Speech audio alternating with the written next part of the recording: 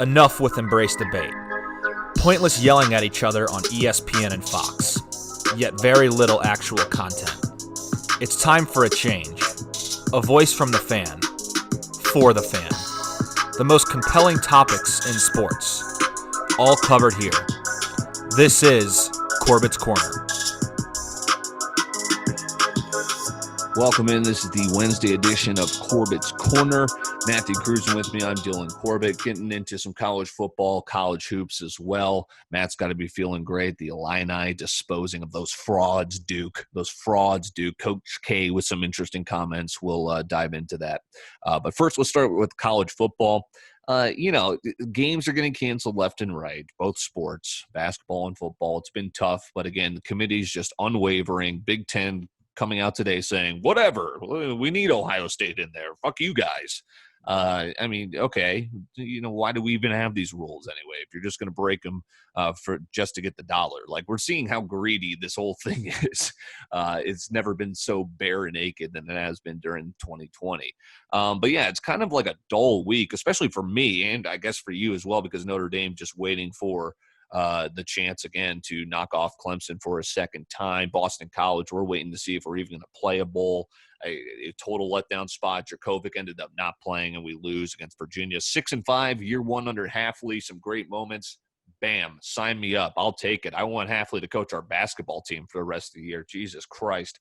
We'll dive into that as well, as BC led by 14 over Minnesota and ended up losing an OT. Shocker. But first of all, conference championship, we're all looking forward to that. That's going to kind of decide everything. Cincinnati, they moved down behind Iowa State. It was like a big fuck you from the committee anyway. And it's basically we're looking at the same four teams, right, Matt? You're gearing up for your ACC title chance for Notre Dame. Going to be weird, right? A notorious independent program going to be hoisting it. What are they going to put that in the trophy case, the ACC championship in 2020?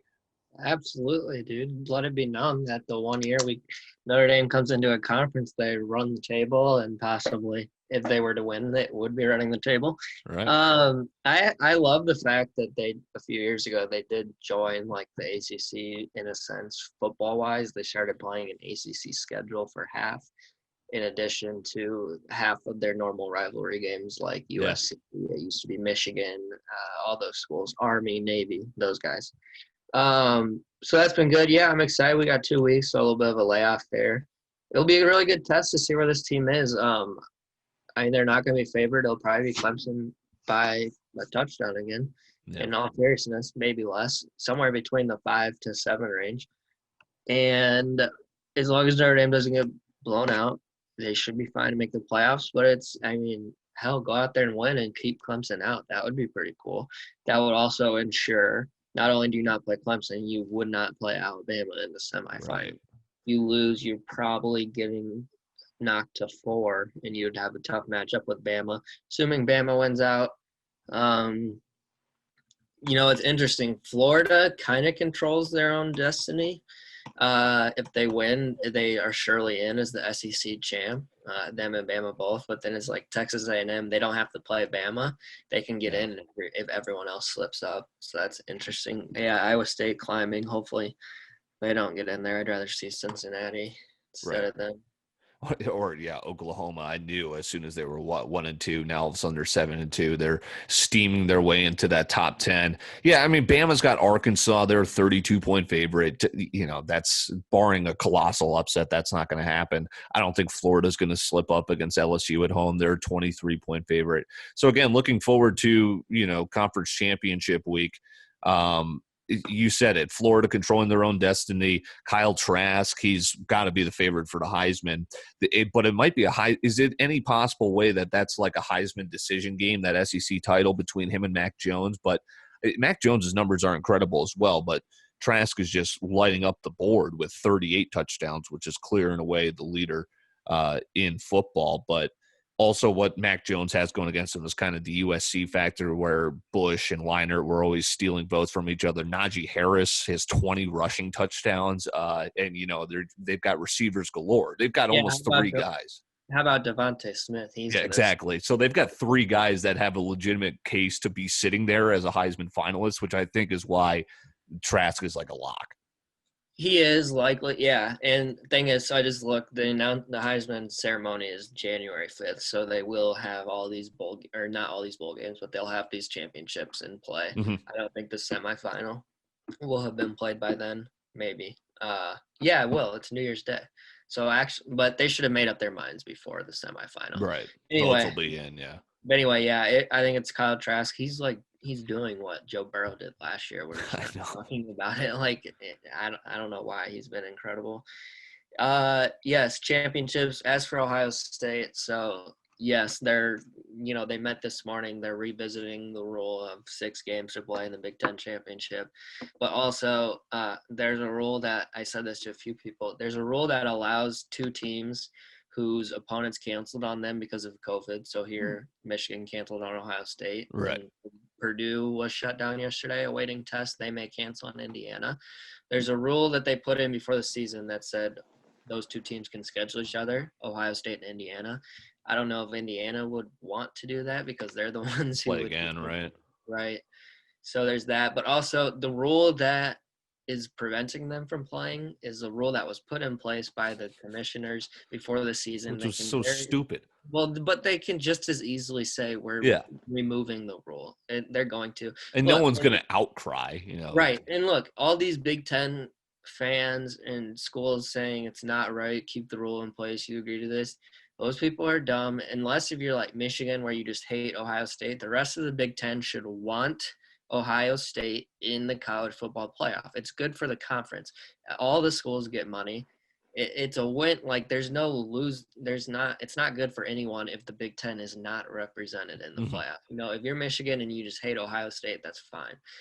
Biggest rivalry in college football. But like all the other schools, yes, you want Ohio State to be in the Big Ten championship. You want them to be in the college football playoff. I totally agree with that, and I'm not one of those guys that are like outcrying like this is crazy. I just think it's so fucking funny how this is a total about face. It just shows like this isn't level playing field. This isn't you guys have a fighting chance. It's the big boys get what the big boys want. The television does. It's all a show for you. The college football playoff was created by ESPN. So they're going to pick whoever the fuck they want. If they want to move North Carolina up 3 spots when they lose, sure, why not? If they want to keep toying with Coastal Carolina, moving them up to 13, they'll do whatever they want. You're never going to see a UCF until until ESPN gets more greedy, and all of a sudden we have 8 teams, and then all of a sudden we'll see maybe an 8 seed do it. But yeah, again, I'm all for Ohio State being there. Those are the top 4 teams. It's just it's so funny. It's just a crazy season that we've got outcry from both sides. But again, I'm with you. I want to see the best football.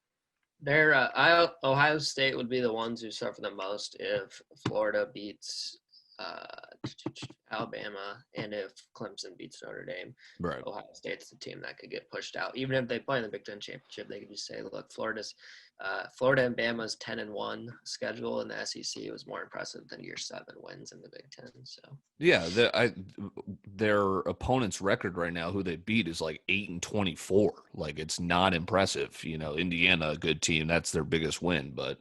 I think that puts a bow on college football. We'll hope to watch, hopefully everything goes to a T here this week, and then we'll have conference championships for the right to a championship. Okay, let's get to college hoops. Some big games yesterday I want to get to and highlight. Iowa beats UNC. They cover. Illinois covers as a dog. They basically blow out Duke. How about 2 losses at Cameron Indoor? Of course, there's no Cameron Crazies there. And then Coach K with, of course, just some interesting thoughts that, of course, look terrible after you get blown out at home. Let's start with Iowa. Luka Garza. I said don't believe in him. He's the favorite. Fade the favorite for Player of the Year. Fade Iowa. They look legit. They beat UNC. Garza's taken over the sport so far. What'd you see so far, Matt? Pretty big win for Iowa. Should we take them seriously as one of the top dogs? Yeah, they are the real deal. I was probably selling them a little too short. But also we saw yesterday, like, where their flaws are too. They got up to a huge early lead because they can score the basketball. Them and Gonzaga are in a class of their own of their ability to score. But then we saw that they struggled defensively. They let North Carolina get back in the game, and then they eventually pull away again at the end. So one, play their overs because their games are over machines. But Mhm. two, yeah, Luka Garza, they actually for once made a good comparison last night. They compared him to Tyler Hansborough. I think that was partially obviously because they're playing UNC, but it fits the bill. Just a motor that never stops. He's always getting his hand on the ball in the scrums, finishes around the rim all the time, can step out, shoot it. But then, yeah, they have very good pieces around him. Jordan Bohannon, the Weiskamp kid, they can shoot, they can score, they play with pace. So we'll see. Connor McCaffrey, don't like him, but he's a nice glue player. I think they are the real deal. I think it's Gonzaga still, and even Baylor. We didn't get to see them play, but Gonzaga and Iowa play in the next week or two, I believe. So hopefully that happens, considering Gonzaga is shut down right now. Yeah, no kidding. They're going through their outbreak. Iowa playing in the toughest conference, the Big Ten. Illinois with a huge win for the Big Ten over the ACC. Duke, again, looking like a shell of himself. I don't know if it's early season struggles, but Duke, Kentucky, obviously really hurting here early on, and Illinois nabs a huge win. They win by 14. So how do you think Illinois would match up with Iowa, right? Those two got to be at the top of the conference for you? Yeah, those two and Michigan State. And Yeah. Wisconsin's there, but they showed why they might struggle. I don't know that Wisconsin is able That was to pretty much wire to wire last night, was it not, for Illinois? Oh, yeah, they got up to a 13-2 lead, and the game was never within 10 points. It's crazy. Maybe 10 minutes left. Yeah, I can tell when you watch a team, like within 2 minutes, I immediately pulled the trigger on Illinois team total over. You could just tell that they were dialed in. They're going to score. The rims at Cameron Indoor are soft. So, they got out to a good start. Look, the freshmen are showing they belong. Adam Miller, 3 for 3 last night, shooting in the first 10 minutes of the game after a tough game against Baylor. Curbelo, I tweeted this. He's like a 4-year player. Adam Miller's a one and done. Curbelo's a 4-year type player. He's gonna be one of the all-time greats at Illinois, assist leader, passing or scoring, stuff like that. He's special. Kofi Io is right there next to Luka Garza in the Player of the Year talk, first team All-American talk. So we'll see. I'm glad they bounced back the way they did, although Duke is right next to Kentucky for me in terms of They're slipping. Being overrated. They're not good. They don't look good. And Coach K's comments, there's just okay. I have 2 questions. Would he be saying that if they were 4-0 and ranked top 5 right now? Not a chance. He might say it if they got shut down and they were still a top 5 team, then maybe. But there's no your team is healthy. You're just not good. But then another question, and this is a fair question. If the season hadn't started yet, would it be starting today with all the breakouts that are happening and everything? I have an answer. What do you think? It's tough. Again, if they paused it, I think they saw everyone was going for their money. College football is trudging through cancellations anyways, so college basketball is going to do it. They know how much March Madness means to them. They went through a cancellation of one of the tournaments. They can't do a second. So again, we kind of talked about this on Winging It. It's just like everyone sees the vaccine, and we're kind of just trudging through what's going to be a horrific month or two here. I don't think they would start it right now if they hadn't started yet. I think they would wait for the vaccine, which they would hope. And just play conference only, maybe. Yeah, maybe that, but then accept the May Madness concept and just if you start in January and then May. But yeah, maybe do shorter, 15 games. You just play your conference in January, February, you can still do March Madness. So I don't think they're gonna put across a universal halt or a pause. I think they're gonna keep trudging through the best they can. 100%. It's my thoughts on Coach K's comments are just exactly. Hey, say that before the game, you idiot. I mean, what do you do? Even if he does believe that, which I'm sure he does, because this is, it's all. I get it. Fair stance. Yes. No, you're not going to be wrong looking around and saying, hey, this feels kind of wrong. This feels greedy. This feels seedy. This feels wrong. But again, too, it's dude, you're going to say that after you got blown out back-to-back times at home, Cameron Indoor, and you're going to kind of make the comment, no, we should pause until maybe our numbers look better and we can actually get some people in Cameron Indoor. I understand he probably meant Well, but again, where were you saying this maybe at the beginning when college football was going through this? Until you get in there and you suffer a couple of losses here, now all of a sudden you want to get your hot take that maybe this is a little bit dirty. No shit, buddy. Yeah. Supposedly he did say stuff like this before the season, but then again, he could have seen his shit team in practice for a few weeks and be like, we should not be. Yeah, he'd be like, pump the brakes. We're not good. But I'm with you, like right after a game, like there's just no way. But it's not like, and I've heard like we're forcing these kids to. These kids want to play also. It's not like they don't. Like, 100%. And again, it's money this is money. Again, we're all rushing to the money, but this is money that funds women's programs. This is money that gets people jobs, people that work concession stands when we're allowed to have people back in Cameron Indoor. Again, there is a lot of greed in college sports, but it is a huge part of the nation's economy. People need to realize that. So again, it's not one or the other. It's just kind of, again, I'm not yelling at Coach K saying, how could you say this? You're lying. It's just, dude, like, are you serious? Maybe just don't say that after back-to-back losses there at home. I think that's all we had there. Anything else you have? College hoops, college football podcast here on Corbett's Corner. That's about all I got. All right. Well, that wraps it up on a Wednesday. I move on Monday. I'm excited. I might do another life update, Coach's Corner, Corbett's Corner coming up here once we get moved, kind of show how we're doing. Maybe Matt will join me as well, and we'll kind of get in the studio and just kind of give you guys the vision for what we have for 2021. So that'll be coming up on the horizon. All right. He's Matt Cruz, and I'm Dylan Corbett.